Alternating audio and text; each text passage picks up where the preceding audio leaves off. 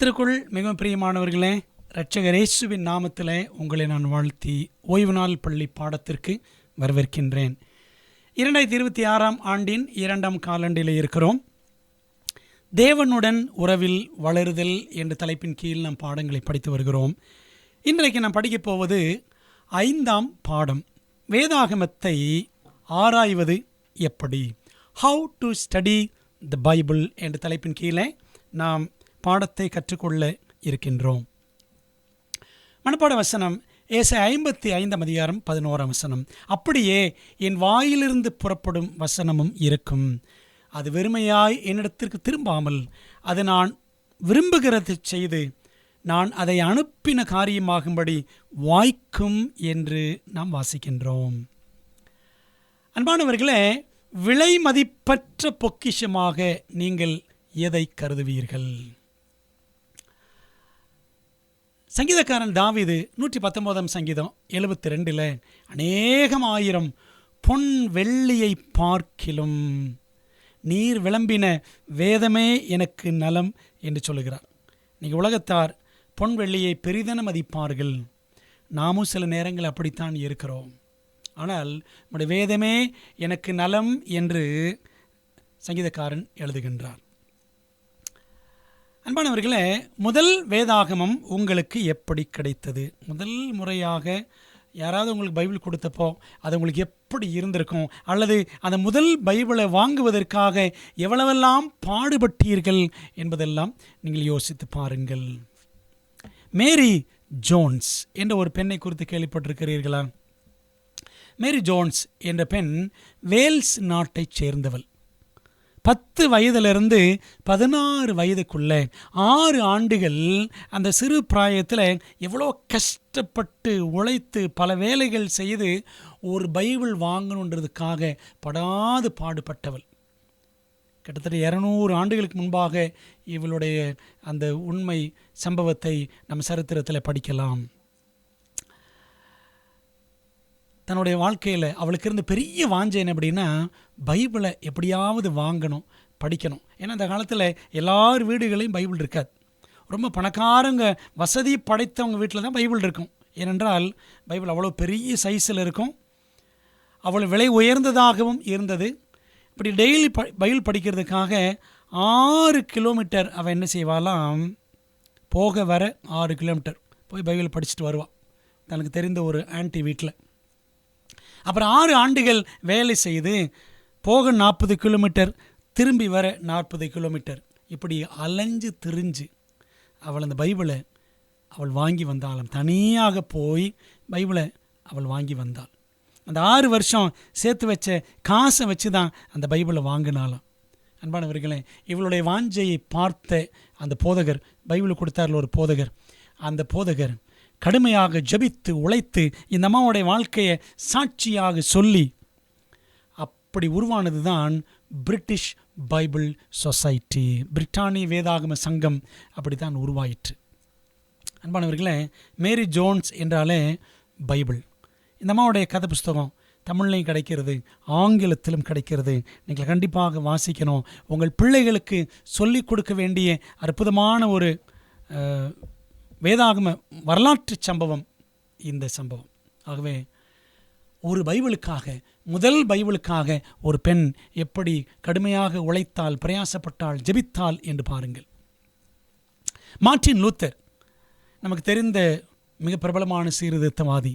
அவருடைய வாஞ்சை என்ன தெரியுமா? வேதாகம வாஞ்சை.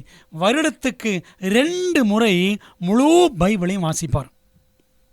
நம்ம ஒரு தடவை வாசிக்கிறதே பெரிய பாடு.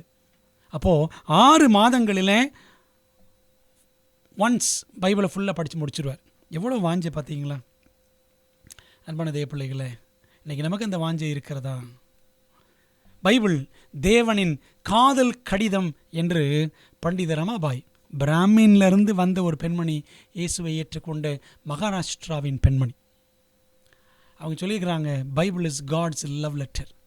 இந்த பைபிள் மீது நமக்கு எவ்வளோ வாஞ்சை இருக்கிறது? ஜெபத்தோடு படிப்போமா? எங்கள் நல்ல பிதாவே, நம்முடைய சத்திய வார்த்தையை நாங்கள் கற்றுக்கொள்ளப் போகிறோம். வேதத்தை ஆராய்வது எப்படி என்பதை நாங்கள் கற்றுக்கொள்ள இருக்கிறோம். ஆவியானவர் எங்களோடு பேசும். இயேசுவின் மூலம் ஜெபிக்கிறோம் நல்ல பிதாவே, ஆமென்.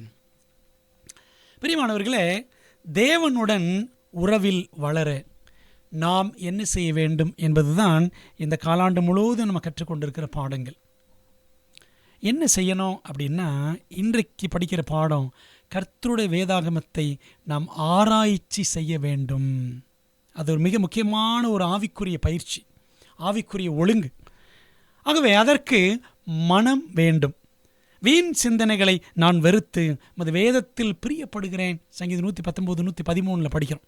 இன்றைக்கி வீண் சிந்தனைகள் தான் நம்முடைய இருதயத்தை ஆக்கிரமித்திருக்கிறது. ஃபோனை எடுத்து திறந்து உட்காந்தோன்னா எவ்வளோ நேரம் ஆகும், எங்கெங்கே போவோன்னு நமக்கே தெரியாது. பாருங்களேன், வெறுத்து, வீண் சிந்தனைகளை வெறுத்து முது வேதத்தில் பிரியப்படுகிறேன். சங்கீதம் 119:97 முது வேதத்தில் நான் எவ்வளோ பிரியமாக இருக்கிறேன், நாள் முழுவதும் அது என் தியானம் என்று சங்கீதக்காரன் சொல்லுகிறான். ஆக மனசு வேணும். ரெண்டாவது, நேரம் வேண்டும். ஆண்டுடைய வசனத்துக்குன்னு நம்ம என்ன செய்யணும்? நேரம் கொடுக்கணுங்க. பாருங்களேன், இன்றைக்கி நமக்கு நேரம் இல்லை. எரேமியா 15:16 எரேமியா சொல்கிறாரு, உம்முடைய வார்த்தைகள் கிடைத்த உடனே அவைகளை உட்கொண்டேன். உம்முடைய வார்த்தைகள் எனக்கு சந்தோஷமும் என் இருதயத்திற்கு மகிழ்ச்சியுமாய் இருந்தது. வார்த்தைகள் கிடைத்த உடனே. இன்றைக்கி வார்த்தைகள் நமக்கு கிடைச்சிருக்கா கிடைக்கலையா? வச்சுருக்கிறோம். ஒரு பைபிளா? ஒவ்வொரு நபரும் வீட்டில் குறைஞ்சபட்சம் 5 பைபிள் 10 பைபிள் வச்சுருக்கிறோம். பைபிள் இல்லாத காலங்களில் பைபிளை வாஞ்சையாக தேடினோம். இப்போ பைபிள் நமக்கு நிறைய இருக்கிறது.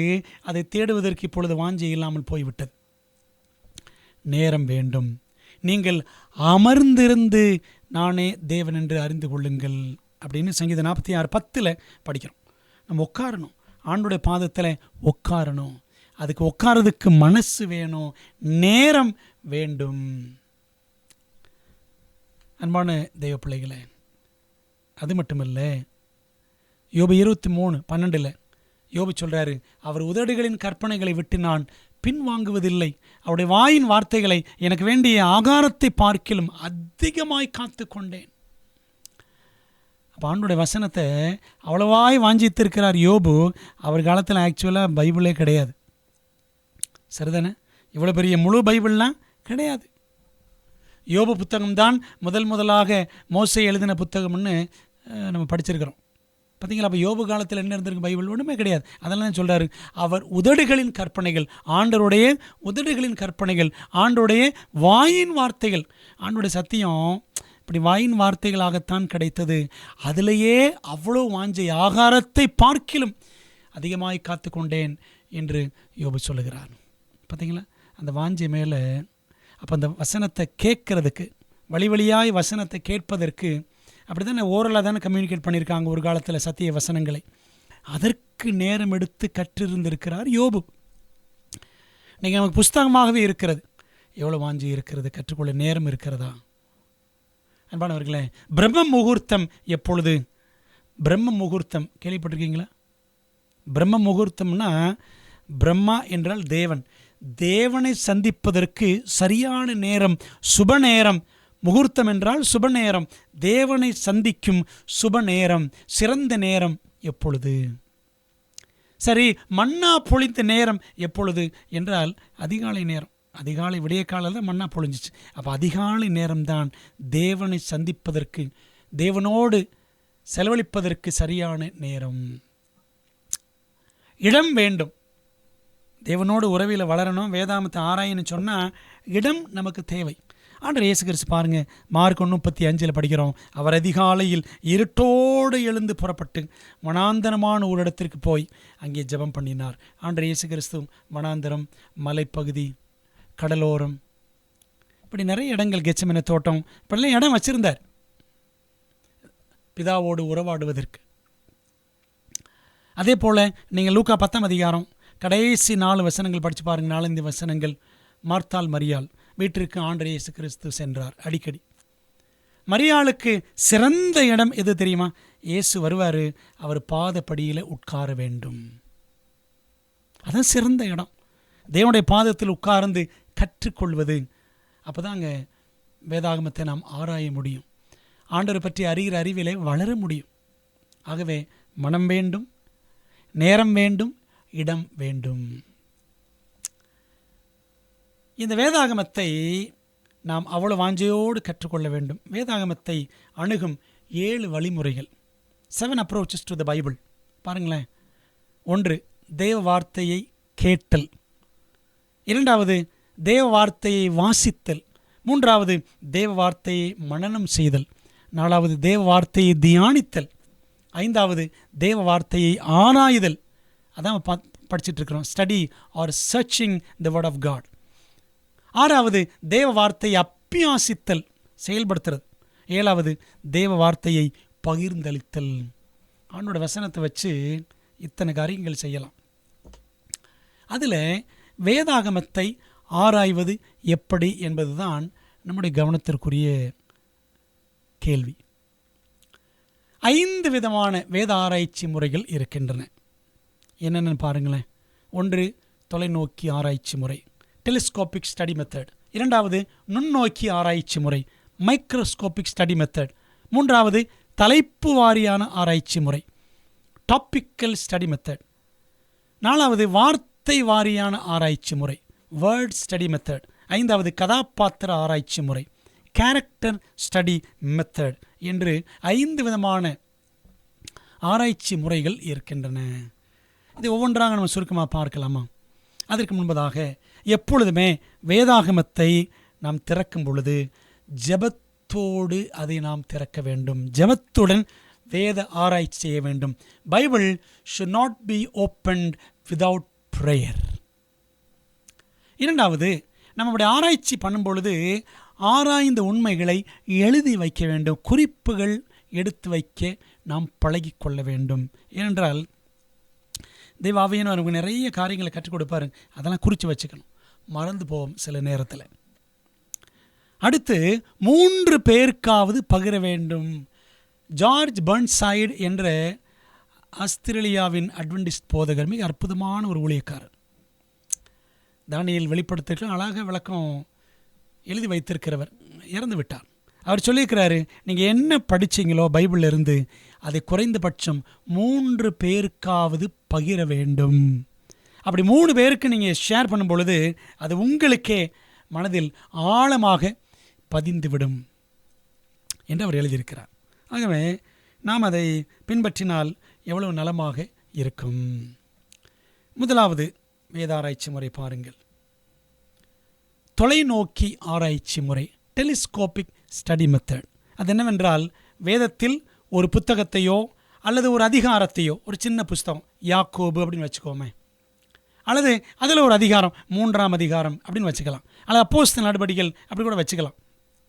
ஒரு புத்தகத்தை அல்லது ஒரு அதிகாரத்தை தெரிந்து கொண்டு அதன் முக்கிய உள்ளடக்கத்தை அந்த புக்கில் அல்லது அந்த அதிகாரத்தில் என்ன இருக்கிறது என்று கண்டுபிடிப்பது தான் தொலைநோக்கி ஆராய்ச்சி முறை.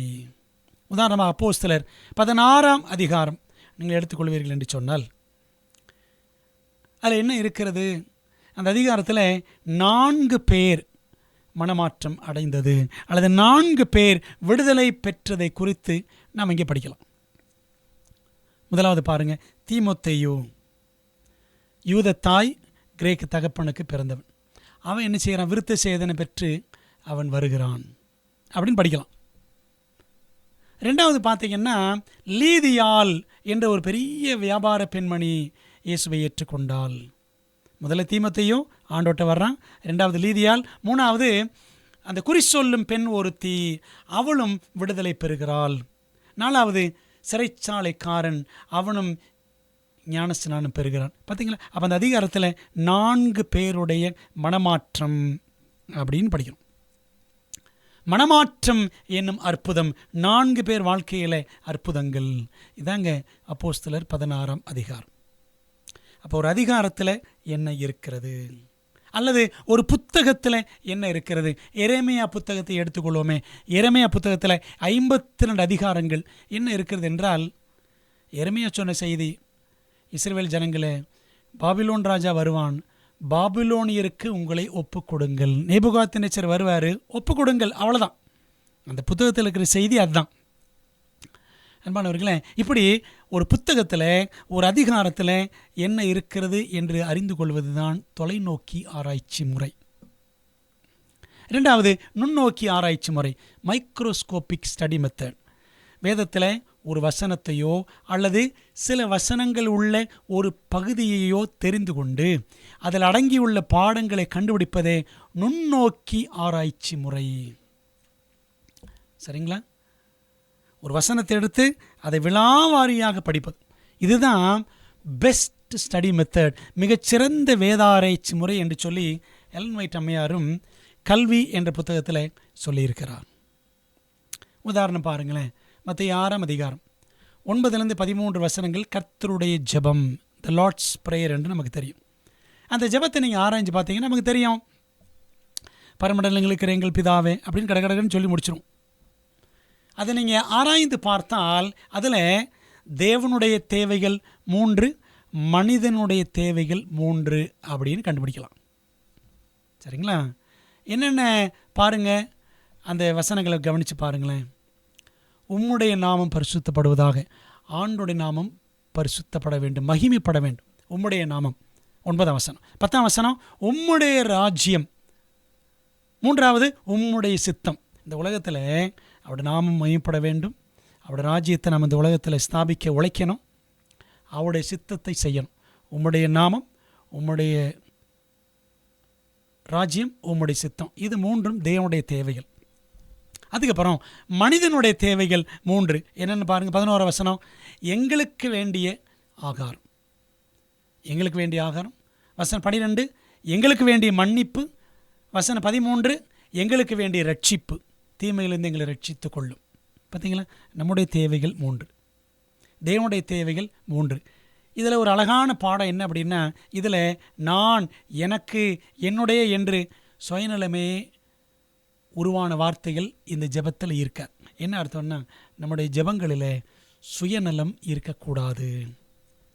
அது என்ன அர்த்தம்னா, எப்பொழுதுமே எனக்கு எனக்கு எனக்குன்னு ஜெபம் பண்ணிட்டே இருக்கக்கூடாது. ஜெபம் என்பது பிறர் நன்மைக்காக செய்யக்கூடிய ஒரு ஊழியம். அங்கே பார்த்தீங்களா, நுண்ணோக்கி ஆராய்ச்சி முறை. ஒரு வசனத்தையோ ஒரு வேத பகுதியை எடுத்துக்கொண்டு அதை ஆழமாக ஆராய்ந்து அதில் உள்ள பாடங்களை படித்து கொள்வது நுண்ணோக்கி ஆராய்ச்சி முறை. 3வது தலைப்பு வாரியான ஆராய்ச்சி முறை. குறிப்பிட்ட தலைப்புகளில் உபதேசங்களை புரிந்து கொள்ளவும், செய்திகளை பரத்திலிருந்து பெற்றுக்கொள்ளவும் ஜெபத்துடன் வேதாகமத்தை ஆராய்வதே தலைப்பு வாரியான ஆராய்ச்சி முறை ஆகும். பைபிளில் நிறைய தலைப்புகள் இருக்கிறது. பரலோகம், நரகம், 1000 வருட அரசாட்சி, சாத்தான், ஓய்வு நாள், இப்படி நிறைய சொல்லிக்கிட்டே போகலாம். கிருபை, விசுவாசம். அன்பானவர்களே, இப்படி ஒரு தலைப்பை எடுத்துக்கொண்டு அதன் கீழ் இருக்கிற எல்லா சத்தியங்களையும் கற்றுக்கொள்வதுதான் தலைப்பு வாரியான ஆராய்ச்சி முறை. 4வது வார்த்தை வாரியான ஆராய்ச்சி முறை, வேர்ட் ஸ்டடி மெத்தட். வேதத்திலிருந்து ஒரு குறிப்பிட்ட வார்த்தையை எடுத்துக்கொண்டு அது வேதத்தில் எங்கெல்லாம் பயன்படுத்தப்பட்டுள்ளது, எத்தனை முறை திரும்ப திரும்ப வருகிறது என்று கவனமாய் ஆராய்ந்து அதில் உள்ள பாடங்களை கற்றுக்கொள்வதே வார்த்தை வாரியான ஆராய்ச்சி முறை. உதாரணமாக வெளிப்படுத்தல் புஸ்தகம் முழுசும் பாருங்கள், என்ன வார்த்தை அதிகமாக இருக்கிறதுன்னா ஜெயம் ஜெயம் ஜெயம். அதிலும் குறிப்பாக வெளிப்படுத்தல் 2-3 அதிகாரங்களில் ஜெயங்கொள்ளுகிறவன் என்ற வார்த்தை 7 தடவை இடம்பெற்றிருக்கிறது. சரிங்களா? அப்போது ஜெயங்கொள்ளுகிறவன் எவனோ அவனுக்கு நான் இந்தந்த ஆசீர்வாதங்கள்லாம் கொடுப்பேன் அப்படின்னு ஆண்டு சொல்லியிருக்கிறார். ஜெயம் என்ற வார்த்தை, விக்ட்ரி, ஓவர் கம் என்ற வார்த்தை, அதை எடுத்துக்கொண்டு நம்ம என்ன செய்யலாம்? ஆராய்ச்சி செய்து அதில் நமக்கு இருக்கிற பாடங்கள் என்ன, எப்படியெல்லாம் கர்த்தருடைய பிள்ளைகள் ஜெயித்தார்கள், பிசாசை எப்படி ஜெயித்தார்கள், எப்படிலாம் ஜெயித்தாங்க, யார் யாரெல்லாம் ஜெயித்தார்கள், அப்படி ஜெயித்ததினால் என்ன விளைவு என்றெல்லாம் படிக்கலாம். அன்பானவர்களே, இது ஒரு மிகச்சிறப்பான ஆராய்ச்சி முறை. 5வது கதாபாத்திர ஆராய்ச்சி முறை, கேரக்டர் ஸ்டடி மெத்தட். வேதாமத்தில் ஆண்கள், பெண்கள், சிறுவர், சிறுமியர், வாலிபர், வயோதிபர் என பெயர் சொல்லப்பட்டுள்ள, பெயர் சொல்லப்படாத கதாபாத்திரங்கள் பலர் உள்ளனர். அவர்களில் யாராவது ஒருவரை தெரிந்து கொண்டு கருவறை முதல் கல்லறை வரை அவரை குறித்து என்ன சொல்லப்பட்டுள்ளது என்று வேதாகமத்தை ஆராய்வதே கதாபாத்திர ஆராய்ச்சி முறையாகும். மிகவும் பிடித்தமான ஒரு கதாபாத்திர ஆராய்ச்சி முறை இதுதான், எனக்கு மிகவும் பிடித்தது. அன்பானவர்களே, நிறைய பேர் இருக்கிறாங்க. அதில் மெல்கிசேதேக்குன்னு ஒரு உதாரணத்தை எடுத்துக்கோங்களேன். பொதுவாக அதை பற்றி யாரும் அதிகமாக ஆராய்ச்சி பண்ணியிருக்க மாட்டாங்க. ஒரு உதாரணத்துக்கு நான் சொல்கிறேன். மெல்கிசேதேக்கு என்று என்ன செய்யணும், ஆராய்ச்சி பண்ணலாம். மோசே, இன்னும் தானியேல், யோபு, அநேகர் இருக்கிறார்கள். இவர்களை குறித்த ஆராய்ச்சி முறை தான் கதாபாத்திர ஆராய்ச்சி முறை. இப்படி கதாபாத்திரங்களை ஆராய்ந்து எனக்கு வேண்டிய பாடங்களை படித்து கொள்வது. இப்படி 5 விதமான ஆராய்ச்சி முறைகளை பயன்படுத்தி நம்ம என்ன செய்யலாம், சத்திய வேதத்தில் நாம் வளருவதற்கு அது மிகவும் வாய்ப்பாக இருக்கும். இப்படி வேத ஆராய்ச்சி செய்வதற்கு நமக்கு என்னெல்லாம் உறுதுணைகள்? முக்கியமான புத்தகம் பைபிள். அதற்கு உறுதுணையான மற்ற புத்தகங்கள் என்னென்ன அப்படின்னா, ஒன்று கன்கார்டன்ஸ், ஒத்து வாக்கிய அகராதி அப்படின்னு சொல்லுவாங்க. ஒத்து வாக்கிய அகராதி என்றால், நீங்கள் பைபிளில் இருக்க ஒரு வார்த்தை விசுவாசம் அப்படின்னு எடுத்துக்கொண்டு அந்த ஒத்து வாக்கிய அகராதியில் போய் விசுவாசம் என்ற வார்த்தை பைபிளில் எங்கெல்லாம் இருக்கிறது என்று நீங்கள் தேட வேண்டுமென்றால் அந்த ஒத்து வாக்கிய அகராதியில் கன்கார்டன்ஸில் ஃபெய்த்துன்னு ஆங்கிலத்தில் பார்க்கணும். தமிழ்னா விசுவாசம் என்று பார்த்தால் அந்த விசுவாசம் பற்றி எங்கெல்லாம் பைபிள் இருக்குன்னு வரிசையாக காமிச்சிடும்.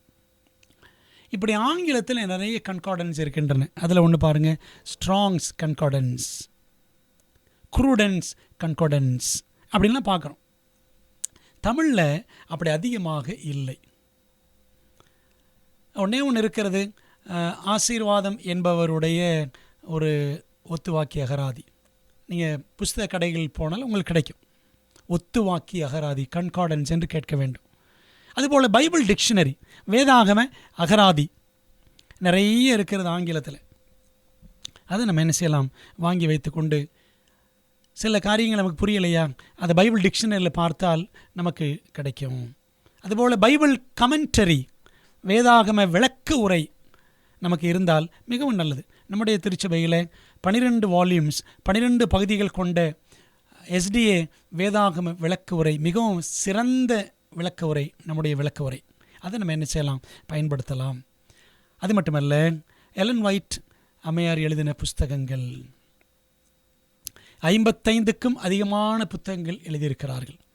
அந்த புத்தகங்களை வாசிக்கும் பொழுது வேதாகமத்தை விளங்கிக் கொள்ளக்கூடிய அருமையான உதவி நூல்களாக அந்த நூல்கள் இன்றைக்கும் நமக்கு பயன்பட்டு வருகிறது. ஆகவே இதெல்லாம் வேத ஆராய்ச்சிக்கான உறுதுணைகள். நிறைய படிக்கணும். பைபிள் மாத்திரமல்ல, அதை விளங்கிக் கொள்வதற்கு இப்படி ஆதாரமாக அநேக நூல்களை பயன்படுத்தினால் நமக்கு அது பேரு உதவியாக இருக்கும். இந்த வேத ஆராய்ச்சியை நாம் பின்பற்றும் பொழுது நமக்கு கிடைக்கிற ஆசீர்வாதங்கள் என்னென்ன, பிளெஸ்ஸிங்ஸ் ஆஃப் பைபிள் ஸ்டடி என்னென்ன அப்படின்னு பார்த்தோம் சொன்னால், இரட்டிப்பான ஆசீர்வாதம். ஒன்று, வேதத்தை ஆராயும் பொழுது அது முதலாவது எனக்கு ஆசீர்வாதம். இதை போய் நான் மற்றவர்களுக்கு பகிரும் பொழுது அது பிறருக்கு ஆசீர்வாதம். Ministry of the word is a great blessing to myself and to others. கர்த்தருடைய வார்த்தையின் ஊழியம் எனக்கும் ஆசீர்வாதம், அது பிறருக்கும் ஆசீர்வாதம். அதனால் தான் இதை டபுள் பிளெஸ்ஸிங் அப்படின்னு சொல்லலாம். அதனால் இந்த பிளெஸ்ஸிங்கை நம்முடைய வாழ்க்கையில் நாம் அனுபவிக்கிறோமா, ஆராய்கிறோமா, அறிவிக்கிறோமா என்று சிந்திக்கணும். முதலாவது பாருங்களேன், வேத ஆராய்ச்சி நிமித்தம் நம்ம கிடைக்கிற மிகப்பெரிய ஆசீர்வாதம் நற்குணசாலிகளாக மாறலாம். இதில் 2 காரியம் சொல்ல போகிறேன். வேத ஆராய்ச்சியின் ஆசீர்வாதங்கள், முதலாவது ஆசீர்வாதம் நற்குணசாலிகளாக மாறலாம். அப்போஸ்தலர் 17:11 படிக்கிறோம், அந்த பட்டணத்தார் மனோவாஞ்சையாய் வசனத்தை ஏற்றுக்கொண்டு காரியங்கள் எப்படி இருக்கிறதா என்று தினந்தோறும் வேத வாக்கியங்களை ஆராய்ந்து பார்த்ததினால் தெசலோனிக்கேயில் உள்ளவர்களை பார்க்கிலும் நற்குணசாலிகளாய் இருந்தார்கள் அப்படின்னு படிக்கிறோம். பெரோயா பட்டணத்தார், அந்த பட்டணத்தார் எந்த பட்டணத்தார்? நீங்கள் மேலே உள்ள வசனங்கள் படித்து பாருங்கள். பெரோயா பட்டணத்தார், பெரியன்ஸ் என்று படிக்கலாம். அந்த பட்டணத்தார், பெரோயா பட்டணத்தில் இருந்தவங்க மனோவாஞ்சையாய் வசனத்தை ஏற்றுக்கொண்டார்களாம். எப்படி ஆராய்ஞ்சு பார்த்தாங்க? தினந்தோறும் வேத வாக்கியங்களை ஆராய்ந்து பார்த்தார்கள். பைபிள் இப்படிலாம் இருக்கா அப்படின்னு ஆராய்ஞ்சாங்க. அப்படி செய்ததினால தெசலோனிக்கேயில் உள்ளவர்களை பார்க்கிலும் நற்குணசாலிகளாக இருந்தார்கள். மோர் நோபல் அப்படின்னு ஆங்கிலத்தில் படிக்கலாம். மோர் நோபல் தேன் தி தெசலோனிக்கன்ஸ். அன்பானவர்களே, அப்போ எவ்வளோ வாஞ்சை பார்த்தீங்களா? அப்போ வேத வசனம் நம்மை நற்குணசாலிகளாக மாற்றும். அன்பானவர்களே, நம்முடைய குணம் எவ்வளவு கேடுபாடு உள்ளது, எவ்வளவு முரட்டாட்டமானவர்கள் நீங்களும் நானும். நம்முடைய இருதயம் திருக்குள்ளது, மகா கேடு உள்ளது அப்படின்லாம் படிக்கிறோமே. அப்போ அந்த இருதயத்தை அறியத்தக்கவன் யார்? இந்த இருதயத்தை மாற்றுகிறவர் யார்? கல்லான இருதயத்தை எடுத்து போட்டு சதையான இருதயத்தை நம்ம கொடுக்கிறவர் யார்? பரிசுத்த ஆவியானவர். அந்த பரிசுத்த ஆவியானவர் கொடுத்திருக்கிறது தான் பரிசுத்த வேதாகமம். அப்படியானால் பரிசுத்த ஆவியானவர் துணையோடு இந்த பரிசுத்த வேதாகமத்தை நம்ம ஆராய்ச்சி செய்ய வேண்டியது எவ்வளவு அவசியம். அதை செய்யும் பொழுது நம்முடைய வாழ்க்கை மாறும், நம்முடைய குணம் மாறும். கோபம் இருக்கிற இடத்துல சாந்தம் குடிகொள்ளும். எரிச்சல் இருக்கிற இடத்துல, பகை உணர்வு இருக்கிற இடத்துல அன்பு பாசம் குடிகொள்ளும். அன்பான தேவ பிள்ளைகளை, அதாங்க நற்குணசாலிகள். நற்குணசாலிகளாக நம்மை மாற்றுவது எது என்றால் கர்த்தருடைய வசனம். இரண்டாவது வசனங்கள் தொடர்ந்து பாருங்க. சங்கீதம் 119, 103 உம்முடைய வார்த்தைகள் என் நாவுக்கு எவ்வளவு இனிமையானவைகள், என் வாய்க்கு அவைகள் தேனிலும் மதுரமாயிருக்கும். 104 வசனம், உமது கட்டளைகளால் உணர்வடைந்தேன், அதனால் எல்லா பொய் வழிகளையும் வெறுக்கிறேன். அப்போது ஆண்டோட வசனத்தை ஆராய்ந்து அதன்படி நடக்கிறவர்கள் எப்படி இருப்பாங்க? அந்த வசனங்களை அதிகமாய் ருசிப்பார்கள், மதிப்பார்கள், எல்லா பொய் வழிகளையும் விட்டு விலகுவார்கள். இருதயம் உணர்வடையும். உணர்வுள்ள இருதயம் அவர்களுக்குள்ளே ஆவியானவர் உண்டு பண்ணுவார். இது எவ்வளோ பெரிய பிளெஸிங் பார்த்தீங்களா? இதாங்க நற்குணசாலிகளாகிற பாக்கியம். ரெண்டாவது ஆசீர்வாதம் என்னன்னு பார்த்தீங்கன்னா, நித்திய ஜீவனை அடையலாம். யோவான் 5:39 படிக்கிறோம், வேத வாக்கியங்களை ஆராய்ந்து பாருங்கள், அவைகளால் உங்களுக்கு நித்திய ஜீவன் உண்டென்று எண்ணுகிறீர்களே, என்னை குறித்து சாட்சி கொடுக்கிறவைகளும் அவைகளே அப்படின்னு படிக்கிறோம். அப்போ ஆண்டோடைய வசனம் நமக்கு என்ன செய்யும் அப்படின்னா, நித்திய ஜீவனை நமக்கு கொண்டு வரும். நித்திய ஜீவனுக்கு நம்மை ஆயத்தப்படுத்தும். அப்போது God's word is a manual or guide to eternal life. நித்திய ஜீவனுக்கான வழிகாட்டி, நித்திய ஜீவனுக்கான கையேடு எது அப்படின்னா பரிசுத்த வேதாகமம். அன்பானவர்களே, இந்த வசனத்தை நம்ம ஆராய்கிறோமா? வாசிக்கிறோமா? அதற்கு மனசு இருக்கா? நேரம் இருக்கா? இடம் ஒதுக்கி இருக்கிறோமா? வேத ஆராய்ச்சிக்குன்னு ஒரு இடம் இருக்கா? வேத ஆராய்ச்சிக்கென்று ஒரு நேரம் இருக்கிறதா? யோசித்து பாருங்க. நம்முடைய வாழ்க்கையில் எதுக்கோ நேரம் இடம் எல்லாம் வச்சிருக்கிறோம். மனசு எதுக்கோ கொடுக்குறோம். அவனோட வார்த்தைக்கு நாம் கொடுக்குறோமா?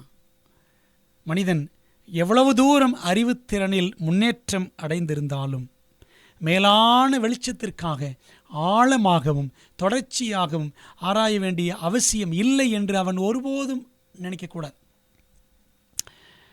எனக்கு எல்லாம் தெரியும் அப்படின்னு நினச்சிடவே கூடாது. அன்பானவர்களே, ஆண்டோட வேதத்தை ஆராயும் பொழுது தாழ்மையின் மனநிலையோடு, ஆண்டவர் எனக்கு என்ன கற்றுக் கொடுப்பார் என்ற மனநிலையோடு நாம் கற்றுக்கொள்ளும் ஆவியோடு வர வேண்டும்.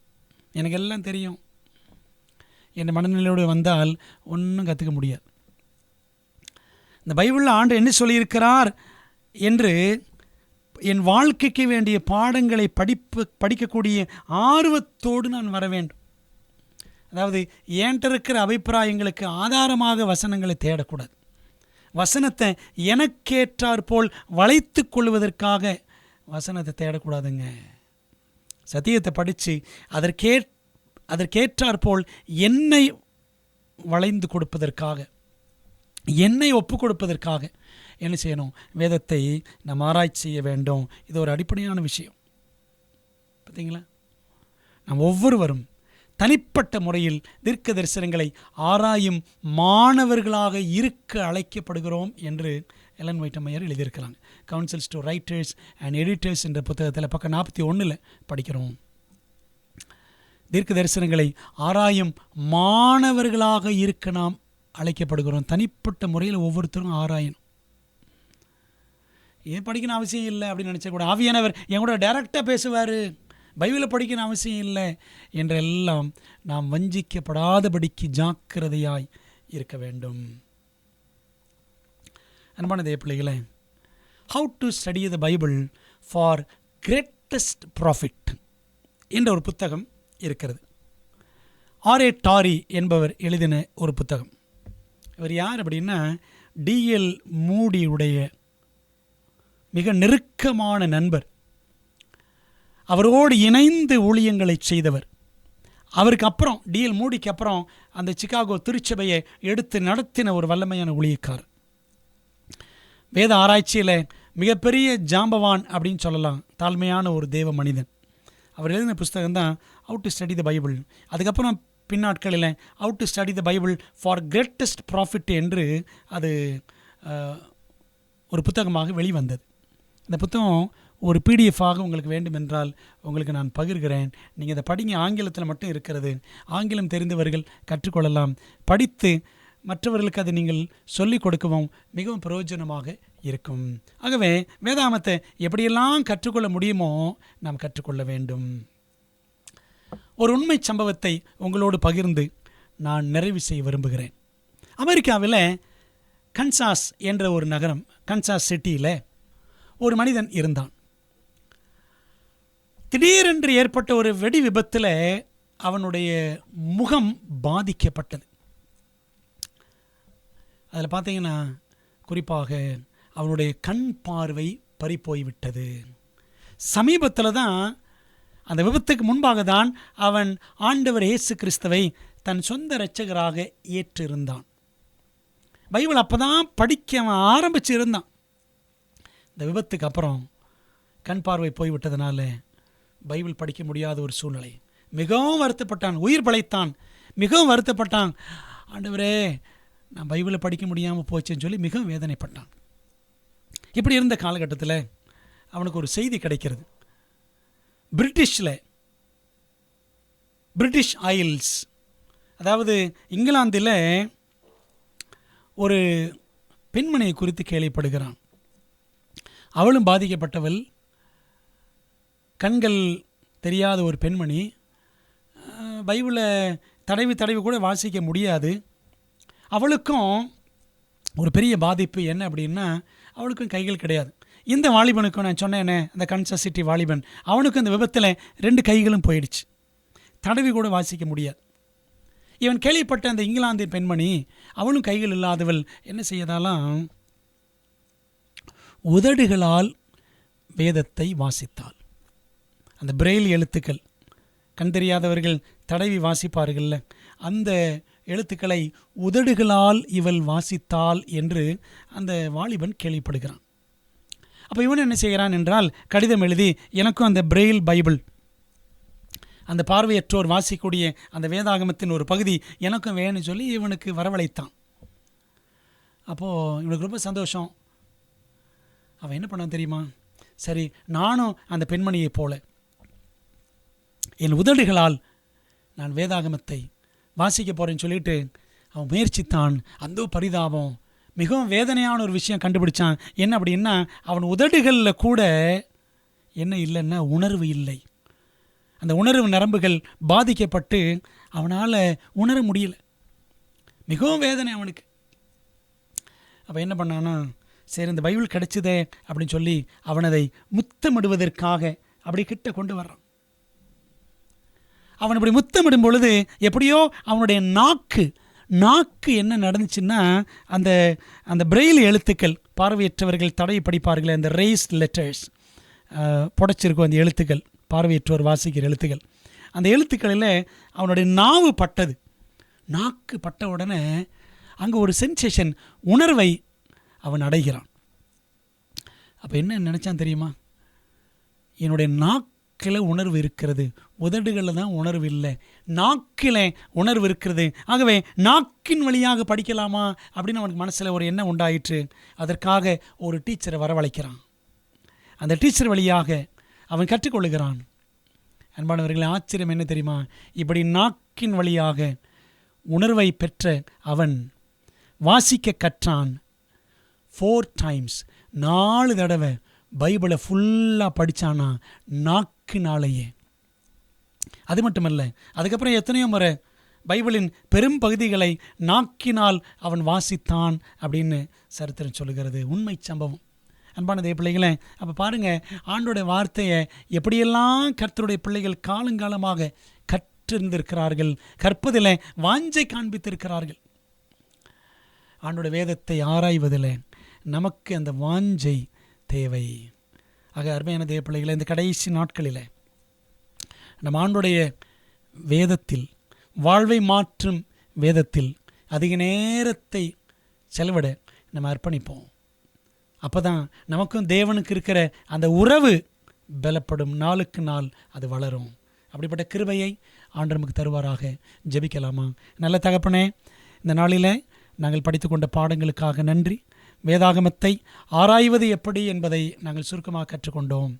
நாங்கள் ஆண்டவரே நம்முடைய வேதத்தில் நாள் முழுவதும் தியானமாக இருக்கக்கூடிய, இரவும் பகலும் தியானமாக இருந்து நற்குணசாலிகளாக மாறவும், நித்திய ஜீவனுக்கு ஆயத்தமாகவும், உங்களுடைய சத்தியங்களை அநேகருக்கு பகிர்ந்து அவர்களை இடத்தில் கொண்டு வரவும் எங்களை பயன்படுத்தும்.